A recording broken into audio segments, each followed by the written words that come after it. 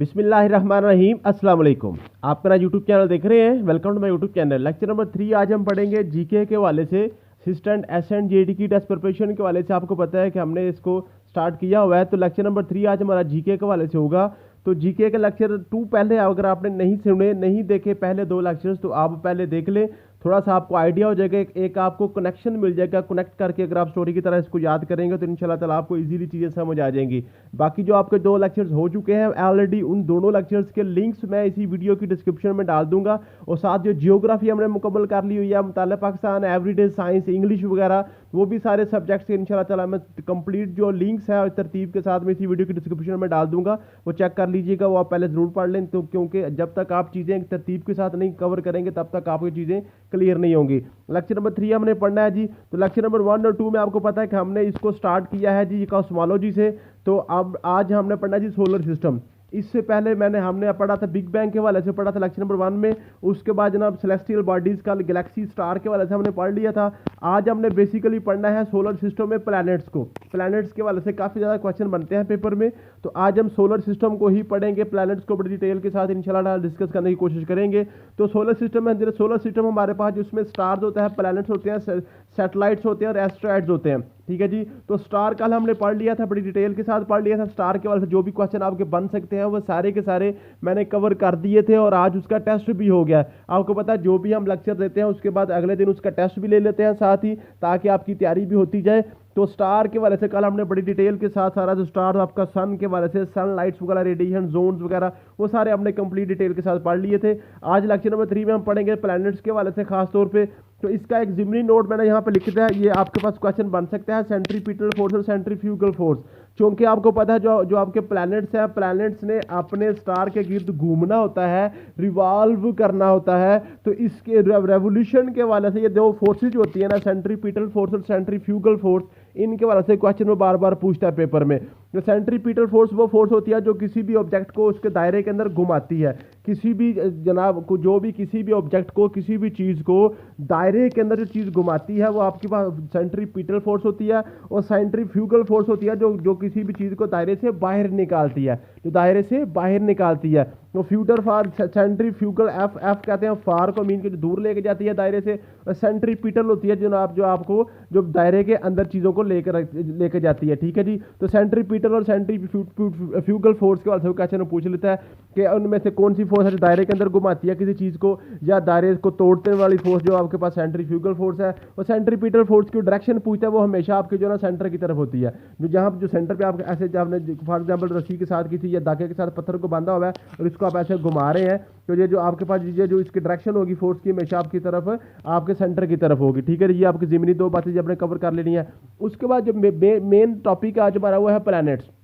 Planets का question आपको कौन कौन से पूछे जाएंगे, बड़ा इंपॉर्टेंट टॉपिक है। इसमें से 1-2 क्वेश्चन वो लाजमी पूछ लेता है। तो planets a large celestial body that orbit stars spherical in shape and lack nuclear fusion to generate light. अब इसमें क्या मतलब है, लार्ज सेलेस्टियल बॉडी है ये, और जनाब ये स्टार्स के ऊपर ऑर्बिट्स बनाती है, मीन के आप जो उनका स्टार है उसके गिर्द ये घूमती है, स्फेरिकल इनकी शेप होती है। और एंड लैक न्यूक्लियर फ्यूजन, इनमें न्यूक्लियर फ्यूजन नहीं होता। लैक कहते हैं कमी को। आपको मैंने कल पढ़ाया था स्टार के अंदर न्यूक्लियर फ्यूजन होती है, जिसकी वजह से उनके अंदर हीट और लाइट प्रोड्यूस होती है। लेकिन प्लैनेट्स के अंदर किसी किस्म का कोई न्यूक्लियर फ्यूजन नहीं होता, इसलिए इनकी किसी किस्म की कोई अपनी लाइट या अपनी जो इसमें हीट इनमें नहीं होती है। Planet has no its own light, ये क्वेश्चन पूछता है। स्टार की अपनी लाइट होती है, उसके अंदर न्यूक्लियर फ्यूजन होता है, लेकिन जो प्लैनेट के अंदर किसी किस्म का न्यूक्लियर फ्यूजन नहीं होता, इसलिए इसकी अपनी लाइट नहीं होती। ये क्वेश्चन पूछता है बार बार। Our earth is a planet, ये जो हमारी अर्थ है, जो ज़मीन है, ये भी एक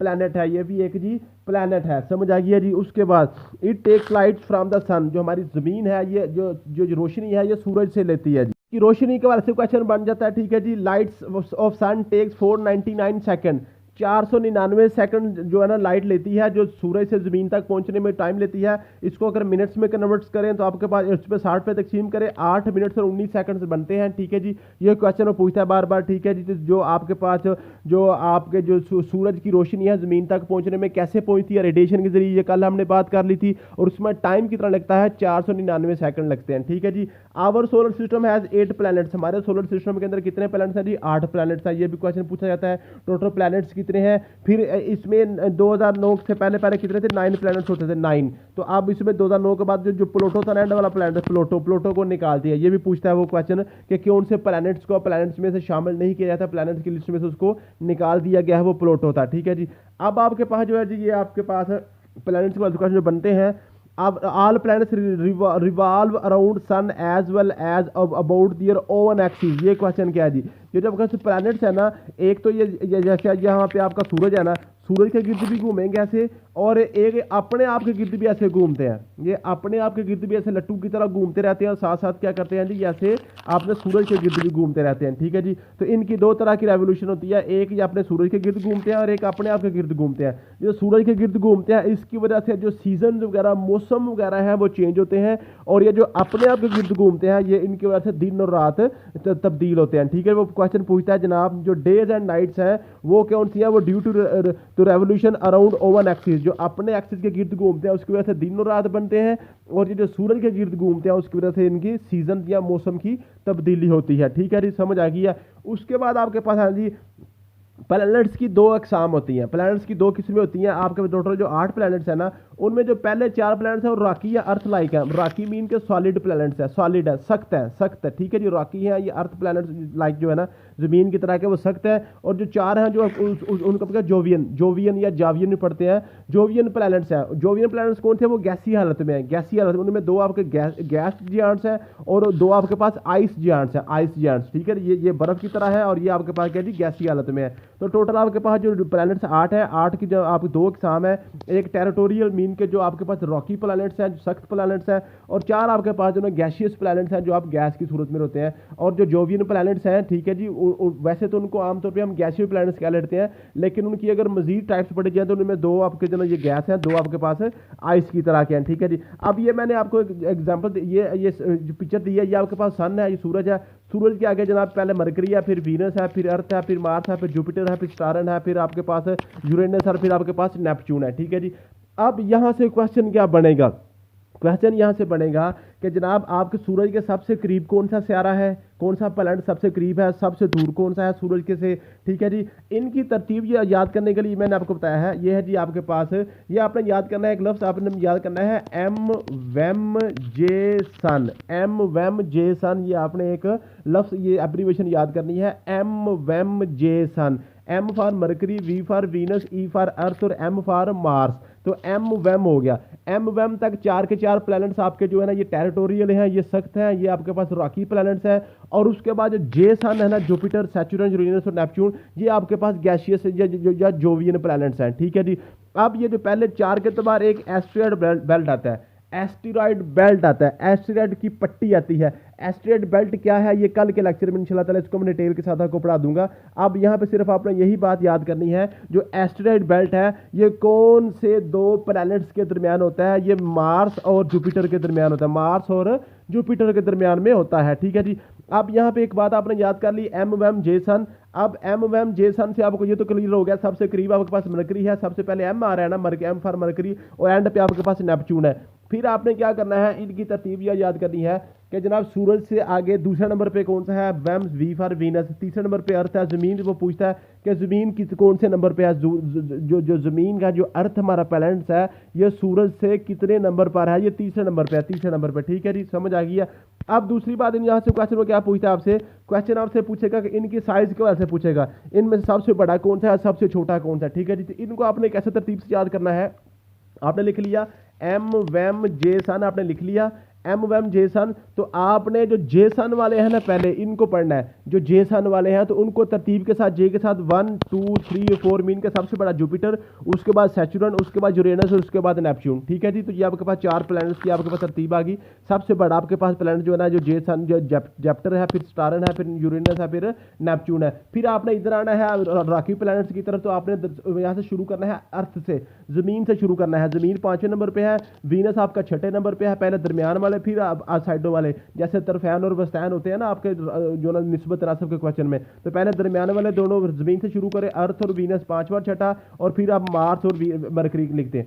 ठीक है जी। तो मरकरी सबसे छोटा है, मरकरी सबसे छोटा है, जो सबसे करीब तरीन है ना सूरज के, वो सबसे छोटा है। इस तरह से आप इसको याद कर सकते हैं, ठीक है जी। तो ये आप क्लियर कर लें। उसके बाद फिर ये क्वेश्चन यहाँ से पूछता है कि जनाब टेम्परेचर किसका सबसे ज़्यादा है। आप देखेंगे आपके पास जो और जो सबसे कम टेम्परेचर किसका है। तो ये तो एक शोर बात आपको नजर आ रही है कि जो आपका जो सूरज के करीब करीब होगा उनका टेम्परेचर ज़्यादा होगा। जो सूरज से सबसे दूर होगा वहाँ पर सूरज की रोशनी इतनी नहीं पड़ेगी, हीट इतनी नहीं जाएगी। तो सबसे जो ठंडा है, जिसकी हीट सबसे कम है, वो सबसे आखिरी आपका नेपच्यून होगा, सबसे आखिरी आपका नेपच्यून होगा। अब यहाँ पे एक आपने क्या चीज़ याद करनी है कि जो सबसे करीब है ना मरकरी, ये सबसे गर्म नहीं है, ये सबसे गर्म नहीं है। ये आपने क्लियर कर लेनी है बात। ये एक समझ लें कि आपने इसको आपने एक्सेप्शनल केस याद करना है। ये आपको मैं बता देता हूँ वैसे क्यों नहीं है ये, ठीक है, लेकिन ये आपने एक्सेप्शनल केस याद करना है। मरकरी सबसे गर्म नहीं है, मरकरी जो है वो सबसे गर्म नहीं है, बल्कि दूसरे नंबर वाला जो प्लैनेट है वो सबसे करीब गर्म है।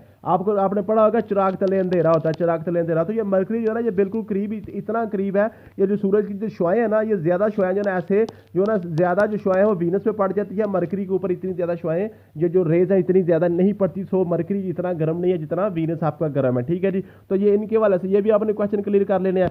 उसके बाद ये जो मैंने लिखे हैं, ये मरकरी और वीनस, ये सारे सब की जो इनकी खसूसियात है ना, जो इनकी जो इंपॉर्टेंट पॉइंट्स है सारे प्लैनेट्स के वाले से, जो क्वेश्चन पेपर में बार बार आते हैं, ये टेबल मैंने लिखा है, इसको आपने लाजमी याद कर लेना है। जो मरकरी है ना, मरकरी क्लोजेस्ट टू सन, सन से सबसे करीब है, शॉर्टेस्ट ऑर्बिट है, मीन के इसका ऑर्बिट सबसे छोटा है। देखे ना, ये आपके पास सूरज है ना, तो सूरज के करीब जहाँ ये मरकरी है, तो मरकरी का ये ऑर्बिट होगा, ये मरकरी छोटा ऑर्बिट होगा ना। उसके बाद वीनस का थोड़ा सा बड़ा हो जाएगा। फिर आपके पास अर्थ है, अर्थ का उससे बड़ा हो जाएगा, ठीक है जी। उसके बाद आपके पास जो ना आपके पास मार्स आ गया, तो मार्स का जो उससे बड़ा आ गया, ठीक है, समझ आ गया। तो जो सबसे करीब होगा उसका ऑर्बिट यानी उसका जो सर्कल होगा वो सबसे छोटा होगा, उसका शॉर्टेस्ट ऑर्बिट होगा, ठीक है जी, समझ आ गया। मुझे उम्मीद है कि इस बात की आपको समझ आ गई होगी। उसके बाद आपने क्या याद करना है, याद करना मरकरी क्या आपके पास क्लोजेस्ट टू सन है, ये शॉर्टेस्ट इसका ऑर्बिट है। उसके बाद नो मून, इसके अंदर कोई मून नहीं है, इसका कोई चांद नहीं है, इसका कोई चांद नहीं है। ये भी क्वेश्चन पूछता है कि कौन से प्लैनेट्स के ऊपर कितने मून हैं, जैसे अर्थ का एक ही चांद है, ठीक है जी।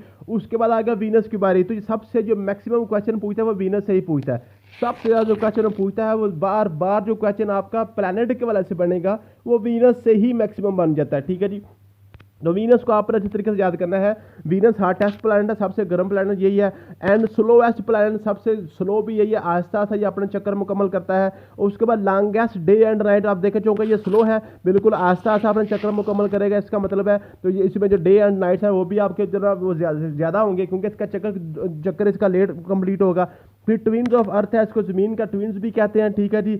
ईस्ट टू जो वेस्ट क्लॉकवाइज मूवमेंट उसकी होती है, ठीक है जी। इसका भी कोई चांद नहीं है। इवनिंग और मॉर्निंग स्टार भी इसको कहते हैं, बर्निंग प्लैनेट भी इसको कहते हैं, मोस्ट विजिबल प्लैनेट भी इसको कहते हैं। तो ये आपके पास जो ना वीनस के वाले से क्वेश्चन वो लाजमी बार बार पूछता है। फिर आपके पास है अर्थ। अर्थ जमीन का वाला ये मोस्ट डेंस है, सबसे सख्त है, सबसे जो ना ये सॉलिड जो हमारा जो जिसके ऊपर हम रह रहे हैं ये जमीन है, ठीक है जी। इसको ब्लू प्लैनेट भी कहते हैं। एंटी क्लॉकवाइज रोटेशन होती है। अब देखें ये आपके पास जो वीनस है ना, वीनस की क्लॉकवाइज रोटेशन है, मीन के जैसे क्लॉक की ऐसे जो ना आप क्लॉक जो राइट से लेफ्ट की तरफ चलता है ना, इस तरीके से जो वीनस की जो रोटेशन है वो क्लॉकवाइज है, बाकी सब की जो ना वो एंटी क्लॉकवाइज होती है। ये वीनस और यूरेनस, ये यूवी जो है ना, यूवी जो है ना, ये दो यूवी जो है ना, इनकी क्लॉकवाइज रोटेशन होती है, बाकी सब की एंटी क्लॉकवाइज रोटेशन होती है। ये रोटेशन की वजह से आपने ये सिर्फ यूवी याद कर लेना है। यू और वी, यूरेनस और वीनस जो है ना आपके पास, ये दोनों आपके पास क्लॉकवाइज रोटेशन वाले हैं, बाकी सारे आपके पास एंटी क्लॉकवाइज रोटेशन होते हैं, ठीक है जी। और जमीन का सिर्फ एक ही चांद है, आपको पता है, ठीक है जी। और उसके बाद और फिफ्थ लार्जेस्ट मून है जी, हमारा जो चांद है ये फिफ्थ लार्जेस्ट मून है सोलर सिस्टम का, ठीक है जी। उसके बाद मार्स की बारी आती है जी। ये पूछता है जमीन के बाद कौन सा नेक्स्ट टू अर्थ आपके पास मार्स होता है जी, ठीक है जी। सम साइंस ऑफ अर्थ सपोज, ठीक है जी। और उसके बाद आपके पास जी एंटी क्लॉकवाइज रोटेशन इसकी, और इसके दो मून है, और इसके भी दो मून है। आप देखें ये जो आपके पास है ये इसका 0 मून, फिर 0 मून, फिर 1 मून और फिर 2 मून। देखें सीधी सी गिनती हो रही है, ठीक है जी, समझ आ गई है। पहले में भी कोई मून नहीं है, दूसरे में भी कोई मून नहीं, तीसरे में 1 है, और चौथे में आपके पास 2 मून आ गए हैं, 2 चांद आ गए हैं, ठीक है। इस तरीके से आप टेरिटोरियल प्लैनेट्स आपके कवर हो जाएंगे, ठीक है जी। उसके बाद हम बात करते हैं, उसके बाद जो बात आपने करनी है वो है जी आपके पास नेक्स्ट प्लैनेट की। नेक्स्ट प्लैनेट हमारे पास कौन सा है, वो है जी आप हमारे पास मार्स की बात होगी जी। जुपिटर आ गया। अब यहाँ से अब आपके जो है ना ये सबसे जो बड़े गैसियस वाला जो स्टार्ट हो गए हैं, जुपिटर लार्जेस्ट प्लैनेट है, सबसे बड़ा यही है, ठीक है जी। 11 टाइम बिगर दैन अर्थ है, सेफ गार्ड ऑफ अर्थ भी इसको कहते हैं, ठीक है जी। अब सेफ गार्ड ऑफ अर्थ इसको क्यों कहते हैं, ये जो एस्टेरॉयड बेल्ट है ना, यहाँ से जनाब बड़े बड़े जो है ना ये एस्टेरॉयड यहाँ से गिरते हैं और जमीन के ऊपर गिरने से जो जुपिटर है उनको आपस में आप अपनी तरफ कैच कर लेता है, खींच लेता है, तो जमीन के ऊपर ये नहीं गिरते, ठीक है जी। इसको सेफ गार्ड ऑफ अर्थ भी कहते हैं, ठीक है जी। फास्टेस्ट एंटी क्लॉकवाइज रोटेशन है, ठीक है, जो सबसे तेज इसकी रोटेशन होगी, इसका मतलब इसके डेज एंड नाइट्स भी छोटे होंगे, 9 घंटे का इसमें दिन होता है, 9 घंटे और 50 मिनट का, और उसके 79 मून है, 79 मून है इसके अंदर, ठीक है जी। उसके बाद जो आपने बात याद करनी है वो है जी आपके पास सैचुरन। सैचुरन आपके पास है जी सेकंड लार्जेस्ट प्लैनेट है, 82 इसके मून है, ठीक है जी। यूरेनस के आपके पास सेकंड लार्जेस्ट है, ये भी क्लॉकवाइज मूवमेंट होती है, यू और वी वाली क्लॉकवाइज होती है, बाकी सब की एंटी क्लॉकवाइज होती है। 27 इसके जो ना मून है, सैटेलाइट्स हैं, ठीक है जी। नेपच्यून फारदेस्ट मीन के सबसे दूर है, कोल्डेस्ट भी है, 14 इसके मून हैं। तो आपके पास जो सबसे ज़्यादा मून है वो आपके पास आएंगे सैचुरन में सबसे ज़्यादा आपके पास मून होते हैं, वो आपके पास है जी सैचुरन में 82 मून हैं। तो यहाँ पे ये क्वेश्चन आपके बनते हैं जी, यहीं से जो ना घुमा फिरा के क्वेश्चन आपसे पूछेगा जनाब कि सबसे ज़्यादा मून किसके हैं, सबसे हॉटेस्ट कौन सा है, सबसे स्लोएस्ट कौन सा है, सबसे कोल्डेस्ट कौन सा है, ठीक है जी। ये सारे के सारे क्वेश्चन आपके जो बनते हैं ये मैंने सारे लिख दिए हैं। नीचे ये मैंने सारे जो ना मरकरी या वीनस ये इनको मैंने डिटेल के साथ भी लिख दिया, ठीक है। अगर आप इनको पढ़ना चाहें तो पढ़ सकते हैं, अगर ना भी पढ़े तो क्वेश्चन आपके ऊपर क्लियर हो जाएगा। सिर्फ कंसेप्ट के लिए या इंटरेस्ट के लिए अगर आप इनको पढ़ना चाहते हैं तो मैंने सबकी डिटेल लिख दी है, वो आप पढ़ सकते हैं। अदरवाइज आपके क्वेश्चन जो है ना ये सोलर सिस्टम की वजह से यही बस बनते हैं, ठीक है जी। ये सारे क्वेश्चन आपके यहाँ से इंशाल्लाह ताला आपके कवर हो जाएंगे। थैंक यू सो मच, मिलते हैं नेक्स्ट वीडियो में। अल्लाह हाफिज़।